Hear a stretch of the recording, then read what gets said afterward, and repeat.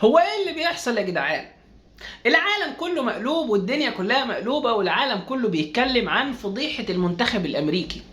هو احنا هنعمل زي كوريا الجنوبية ونطلع نقول للناس دي كوريا مش هتلعب وكوريا هتنسحب والمنشطات والمخدرات، ونرجع بعد كده نقول يا جماعة لا الخبر ما حصلش والخبر حصل ولا ايه؟ الفيفا بتعلن قرار مفاجئ للمغرب وبتصدم به العالم كله. وخلي بالك انا المرة دي جاي اقول لك اقسم بالله معلومات دقيقة حصرية لأول مرة هتسمعها. مش مهم عندنا المشاهدات قد المهم عندنا المصداقية وإن حضراتكم تبقوا واثقين فينا دايما. بس قبل ما ابدا في اي حاجه بالله عليك ما تنساش تعمل لايك وتشترك في القناه ولا تنسى ذكرك للرسول صلى الله عليه وسلم. النهارده تفاجأنا جميعا ان الفيفا بترسل خطاب رسمي للمنتخب الامريكي والمغربي ايضا لارسال عينات منشطات جديده.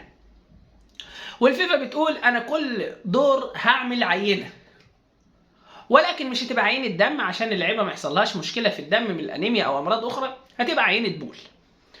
الحلو في الموضوع ان المنتخبين وافقا على ارسال العينات. المنتخبين وافقوا وقال لك حالا نرسل عينات، تعالى ابعت لي اللجنه المسؤوله عندك وتاخد العينات وتمشي. بتفاجئ ان اعلام كتير بيتكلم وبيقول ان الولايات المتحده الامريكيه او المنتخب الامريكي او منتخب الولايات المتحده او منتخب اليو اس اي في احدى عيناته منشطات. طيب ردا على المعلومة يا جماعة، العينات مش بتظهر ناو، مش بتظهر حالا، مش بتظهر الآن. يعني أي حد طلع قال لك ده في منشطات أو ما تصدقش. لسه العينات بتاخد وقت على ما بيتم استبيانها، والمباراة بكرة. يعني أصلا حوار إن يبقى في حد عنده منشطات من عدمه لو حصل سيتم التخفي عليه تماما.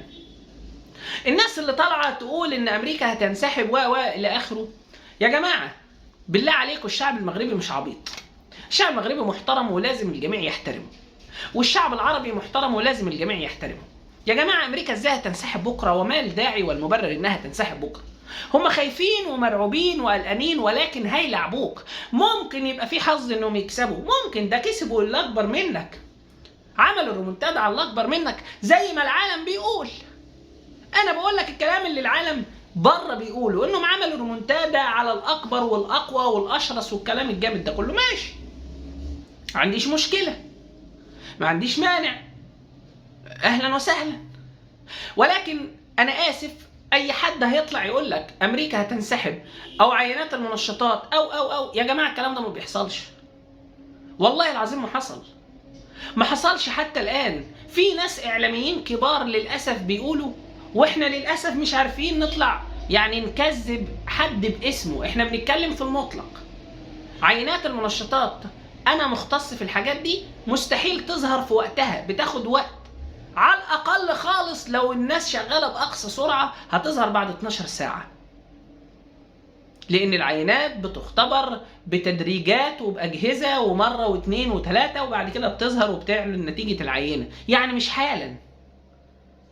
الا بقى الجهاز الفوري بتاع العينات اللي هو بتحط مثلا اجرك الله البول، تحطه في ثانيتين يطلع لك النتيجه، ده قصه تانية وده مش معترف بيه اصلا في الفيفا. فما تضحكوش على الناس، ما تقولوش للناس كلام ما بيحصلش. المباراه ستلعب في ميعادها الرسمي.